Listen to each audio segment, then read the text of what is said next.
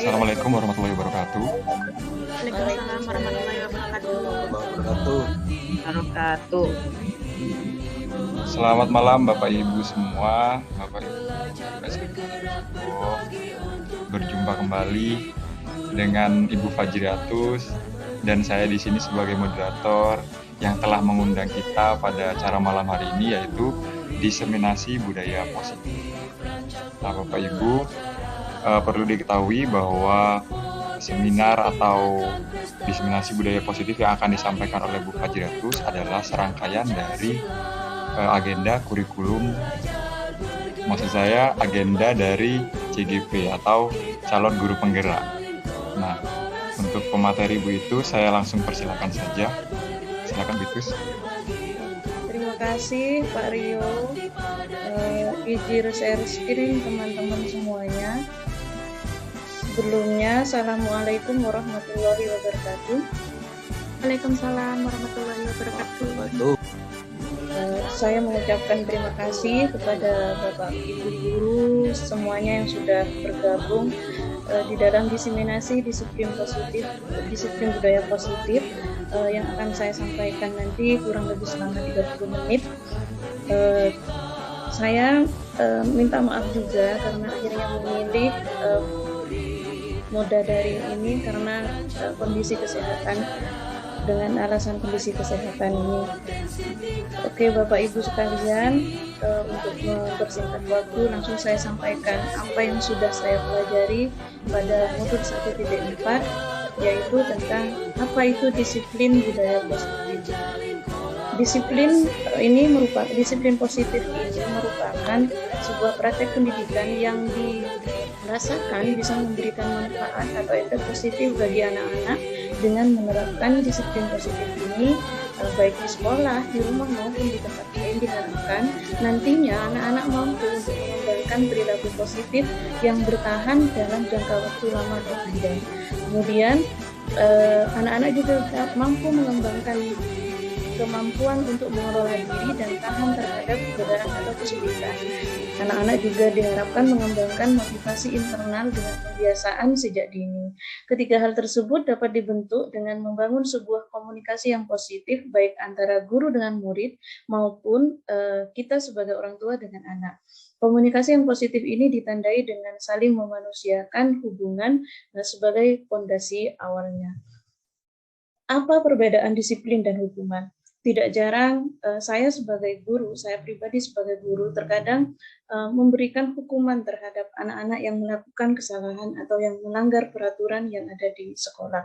Misalkan anak-anak yang merokok kadang dikalungi suatu tulisan dibuat keliling ke kelas seperti apa yang saya tayangkan di slide ini. Banyak orang tua ataupun guru keliru terhadap pengertian dari disiplin dan hukuman. Disiplin sendiri merupakan tindakan untuk memperbaiki kesalahan yang anak perbuat tanpa membuatnya merasa malu, yang bertujuan untuk mengembangkan karakternya menjadi sebuah kebiasaan yang baik dalam jangka waktu yang lama. Hukuman merupakan tindakan yang hanya fokus pada kesalahan sehingga membuat anak merasa malu, dan rasa malunya ini akan diingat selamanya. Seperti apa mereka dipermalukan, mereka akan mengingat selama-lamanya. Tidak jarang saya sendiri sebagai guru sering kali melakukan, kok nggak bisa jalan slide-nya ini, sebentar.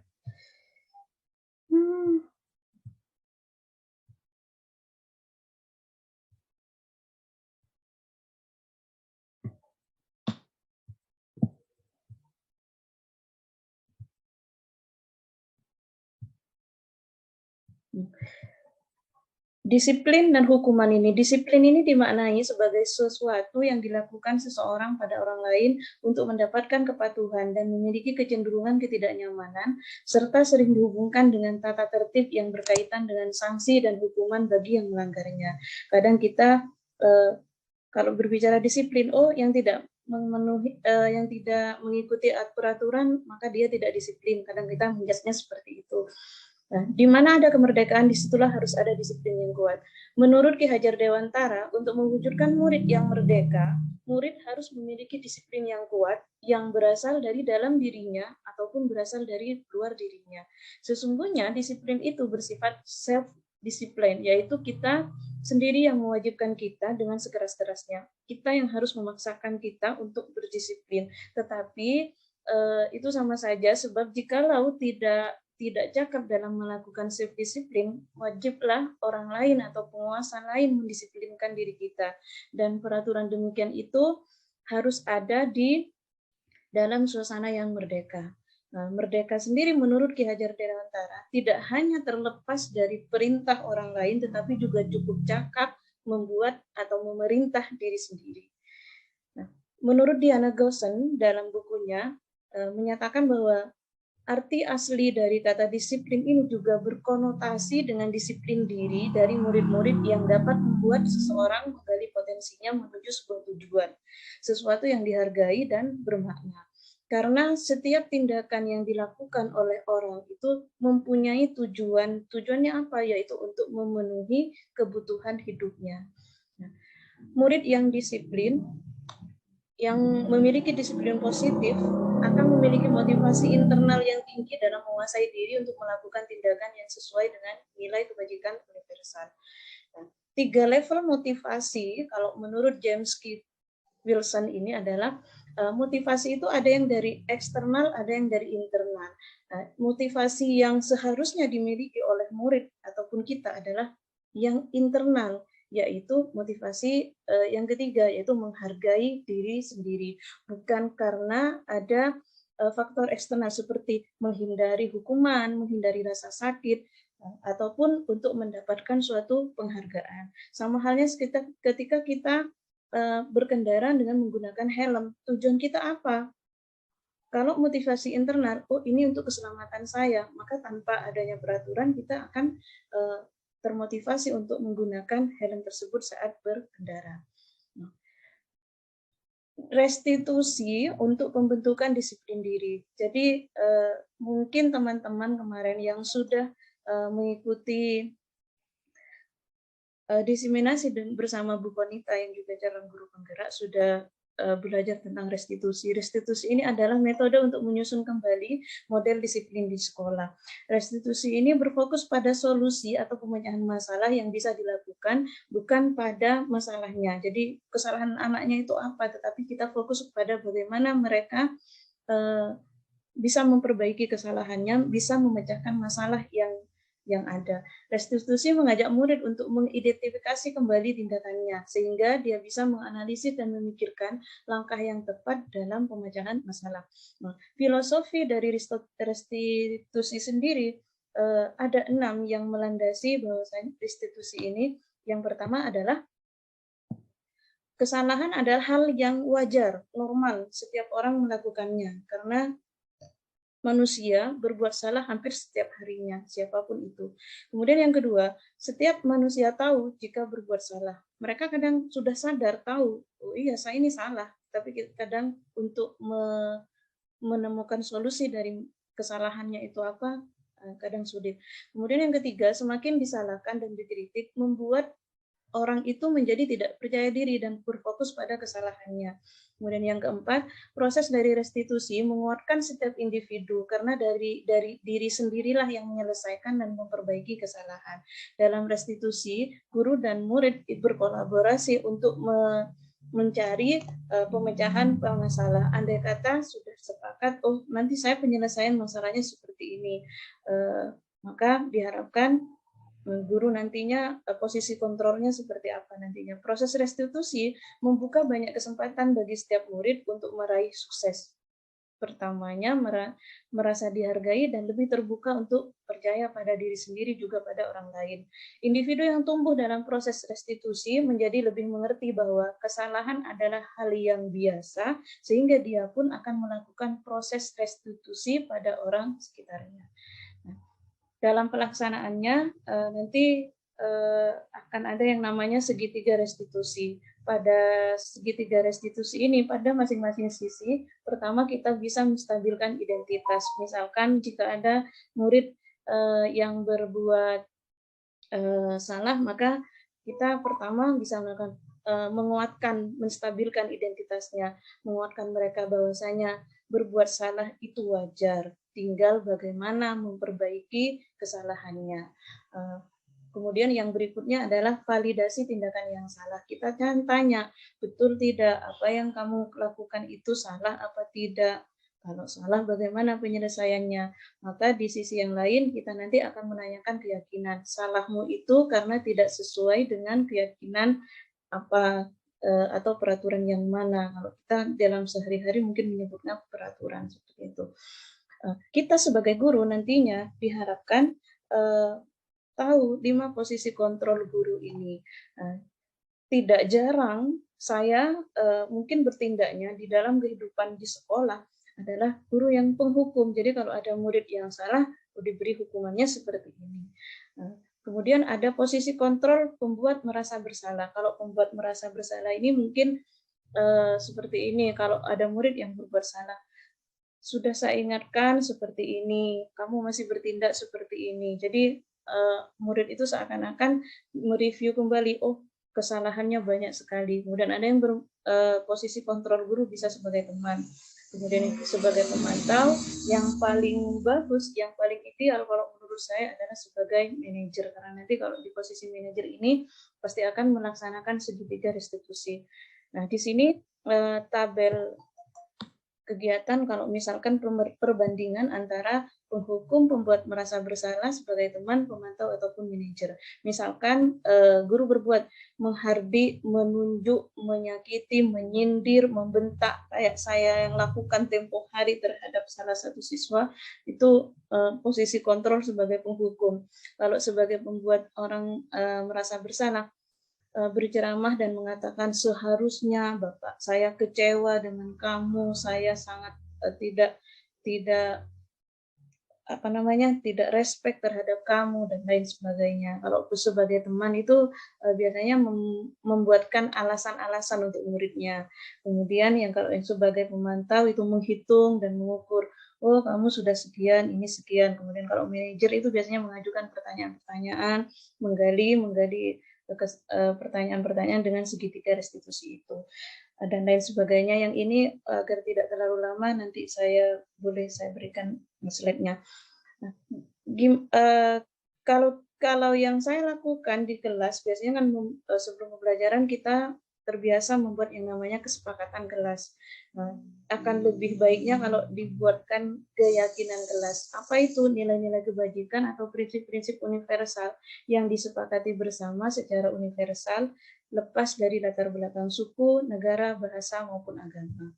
Salah satu contohnya tadi, misalkan kita yakin kalau menggunakan masker itu adalah untuk kesehatan kita. Jadi tanpa adanya peraturan wajib memakai masker, maka kita akan menggunakannya kalau itu sudah merupakan suatu keyakinan.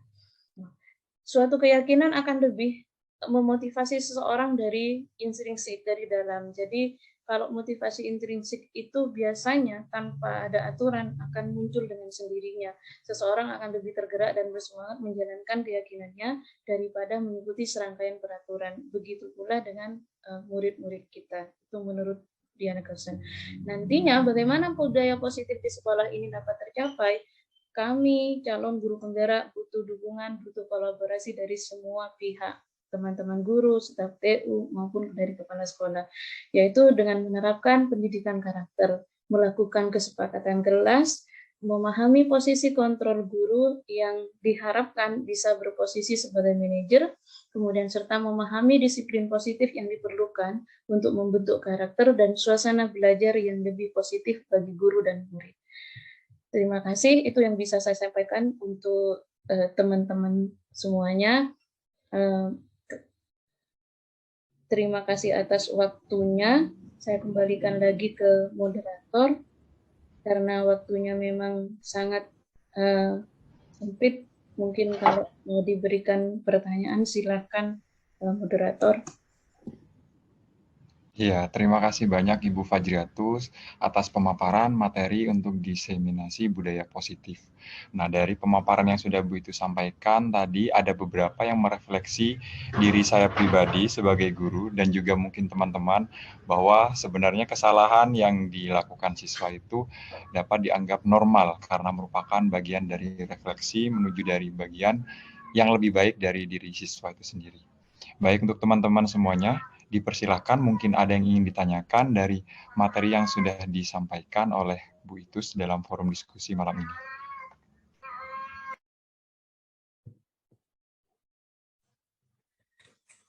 Baik, Silakan Pak Rio, teman-teman mungkin bisa. Ya, saya boleh Ibu Dia. Silakan. ya tadi yang terima kasih atas waktunya. Ada yang sedikit ingin saya tanyakan. Tadi kan yang dipaparkan masalah disiplin dan hukuman. Kadang kita sudah mencoba berusaha keras lah ya mendisiplinkan siswa, menyadarkan mereka bahwa itu salah. Kadang kita menyatakan bahwa oke, normal masih melakukan kesalahan, tapi setelah diberikan pengarahan, mereka masih mengulangi lagi, kita disiplinkan lagi, mengulangi lagi, disiplinkan lagi. Nah, yang saya tanyakan sampai batas mana kita melakukan usaha mendisiplinkan siswa? Apakah hukuman itu kan ada yang tidak berat, ada yang berat, ada yang ringan. Sampai batas mana kita mendisiplinkan siswa? Apakah hukuman itu boleh atau sama sekali tidak boleh? Setelah kita melakukan pendisiplinan berkali-kali, apakah diizinkan, apakah boleh kita memberikan hukuman kepada siswa? Atau memang sama sekali tidak boleh kita memberikan hukuman di sekolah? Dengan tanda kutip ya, bahwa hukuman itu tidak diasumsikan sebagai hukuman yang berat, tapi seperti yang dijelaskan oleh Bu Itus tadi. Jadi intinya yang saya tanyakan adalah sampai batas mana kita mendisiplinkan siswa tanpa memberi hukuman itu. Saya perjelas lagi bahwa bolehkah kita memberi hukuman di sekolah atau sama sekali memang tidak boleh memberikan hukuman kepada siswa. Demikian pertanyaan saya, terima kasih.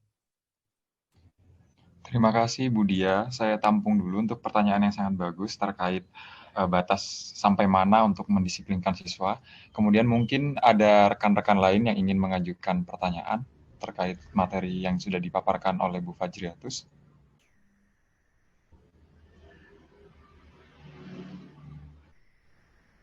Mungkin lewat kolom chat. Oke, Pak Rio, sambil menunggu pertanyaan yang lain, mungkin saya bisa mencoba menjawab ya Pak Rio. Baik, silakan Ibu Fajriatus. Saya bacakan ulang untuk pertanyaannya Ibu. Untuk pertanyaan dari Bu Dia, sampai batas mana usaha untuk mendisiplinkan siswa dan apakah hukuman diperbolehkan atau tidak sama sekali meskipun hukuman tersebut dalam batas yang sangat ringan seperti itu. Silakan Ibu Fajriatus.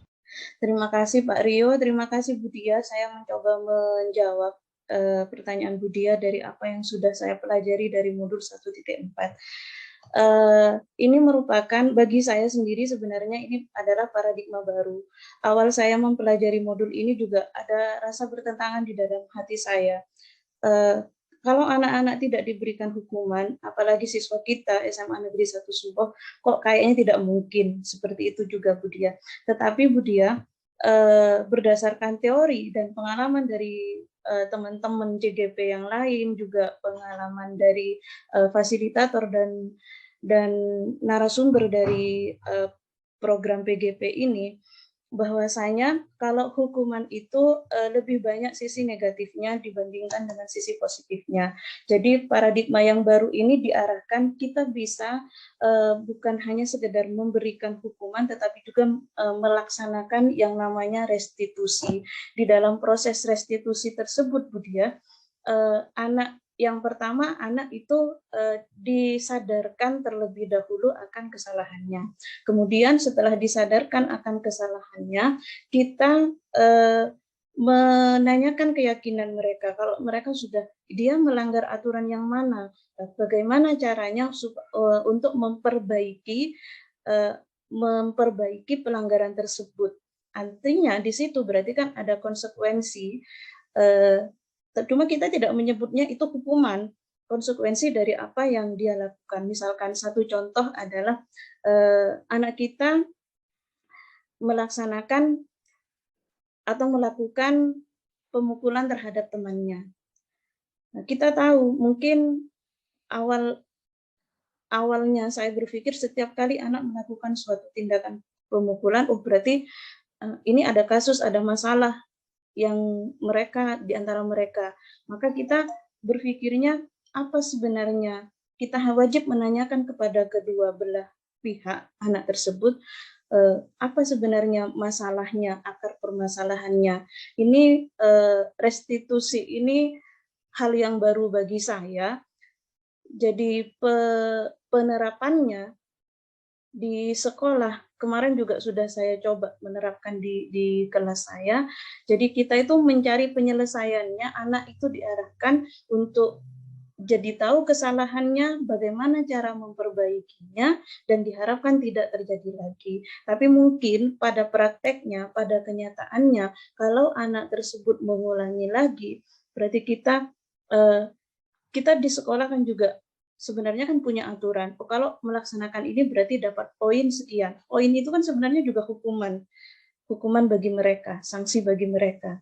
Nah, kita menyebutnya kalau di dalam restitusi itu bukan hukuman, tapi konsekuensinya apa bagi mereka. Berarti kan masih ada kaitannya dengan yang namanya hukuman tersebut. Tetapi kalau pemahaman saya bahasanya itu jadinya bukan hukuman, tetapi pada konsekuensi. Jadi sampai batas mana, Bu Dia?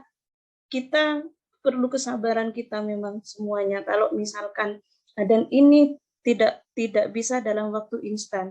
Tidak mungkin kita semua setelah menerapkan ini 1 tahun anak kita sudah lulus, tapi kok belum ada efek kelanjutannya seperti apa. Tetapi harapan saya sebagai CGP nantinya, kita semua bisa bersama-sama berkolaborasi melakukan ini semua, saling mengingatkan, dan masih banyak sebenarnya materi setelah ini. Ada yang namanya kompetensi sosial emosional itu juga. Jadi memang betul-betul harus guru itu, saya merasa sangat kurang sekali dalam hal ini. Setelah mempelajari satu modul aja sudah seperti ini, seperti itu Bu Dia. Jadi kalau Bu Dia tanya sampai berapa kali, ya harapan kita dengan 2 kali saja anak-anak sudah bisa mempan seperti itu. Tapi kan kita terkadang di prakteknya di jalan terjadinya tidak seperti itu. Banyak sekali sebenarnya pertentangan antara kita sesama CGP dalam pelaksanaannya, karena di CGP itu tidak hanya dari guru SMA saja, SD, TK bahkan. Jadi memang pada saat diskusi kita juga alot untuk hal ini, tetapi kita sepemahaman bahwasanya ini paradigma baru. Kalau bukan dari kita yang mau merubah, siapa lagi seperti itu. Jadi dimulailah dari diri kita sendiri terlebih dahulu. Ke teman-teman sekalian yang ada di sini, nanti bisa kita bergerak bersama-sama di sini. Itu saja Bu Dia, terima kasih. Waktunya barusan sudah butuh di upgrade ini. Karena saya pakai yang tidak berbayar. Agak susah saya. Baik, terima kasih Bu Dia. Iya. Bagaimana Bu Dia? Mungkin ada feedback atas materi yang saya rasa cukup sangat jelas sekali sudah dijelaskan oleh Bu Fajriatus.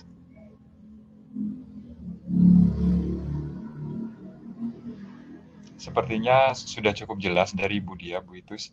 Mungkin ada rekan-rekan lainnya yang ingin mengajukan. Ya, Pak Rio, sedikit saja tambahan dari saya. Oh iya. Terkadang mungkin bisa jadi bahan diskusi juga di CGP, Bu Itus, bahwa kadang guru itu ingin tidak sabar itu bukan karena tidak menyayangi siswa, tetapi kita juga berpikir tentang efek kepada siswa yang lain. Karena terkadang siswa kalau kita lambat penanganannya, yang kita pikirkan bukan terhadap guru atau ini, tapi kepada nularnya sama siswa yang lain, itu efek efek nular kenakalannya itu atau mengajak siswa lain untuk melakukan Ya, kenakalan yang apalagi sama di itu yang kita SMA, pikirkan sekali gitu. permasalahannya Ya, beda ya. dengan betul. Kalau mendisiplinkan terus-menerus dan lambat, keburu terlalu cepat di bawah mereka mencari jaringan teman untuk merokok dan lain sebagainya. Itu mungkin yang membuat guru ingin segera menindak cepat begitu. Terima kasih itu. Ya, ya. Sama-sama Bu Dia. Sudah Pak Rio ini Ya, mungkin teman-teman lain mungkin ada yang ingin bertanya terkait pemaparan. Soalnya waktunya mau habis, Pak Rio, mungkin. Iya. Oh iya. Foto Zoom-nya. Saya Itu sudah remaining time. Terakhir untuk teman-teman semuanya, saya ucapkan terima kasih banyak sudah meluangkan waktunya. Saya di sini bukan sebagai pemateri, tetapi saya hanya menyampaikan sedikit yang saya pahami dari modul tersebut. Harapan saya dari teman-teman semuanya di sini bisa masih ada pendaftaran calon guru penggerak untuk angkatan berikutnya. Saya berharap di SMA Suboh ini, karena banyak sekali ilmu yang saya dapatkan yang tidak saya dapatkan pada saat saya berkuliah dulu. Jadi teman-teman, saya berharap kita bisa sama-sama mengikuti ini semuanya, terutama yang masih muda-muda ini. Terima kasih. Saya sudah tua. Baik, terima kasih Ibu Fajriatus atas materi yang sudah disampaikan terkait pengimbasan modul 1.4 CGP, yaitu diseminasi budaya positif. Nah, dari pertemuan dan meeting kita pada malam hari ini, kita sudah tahu terkait apa itu segitiga restitusi, bagaimana cara kita menghadapi permasalahan yang dihadapi oleh siswa, kemudian tidak ada lagi yang namanya hukuman, melainkan adanya konsekuensi dari perbuatan yang sudah dilakukan oleh siswa itu sendiri. Demikian mungkin materi yang sudah disampaikan Bu Itus. Kurang lebihnya mohon maaf, saya selaku moderator juga mohon maaf atas keterbatasan waktu juga. Terima kasih banyak untuk Ibu semua. Ya, mungkin saya akhiri sampai di sini. Wassalamualaikum.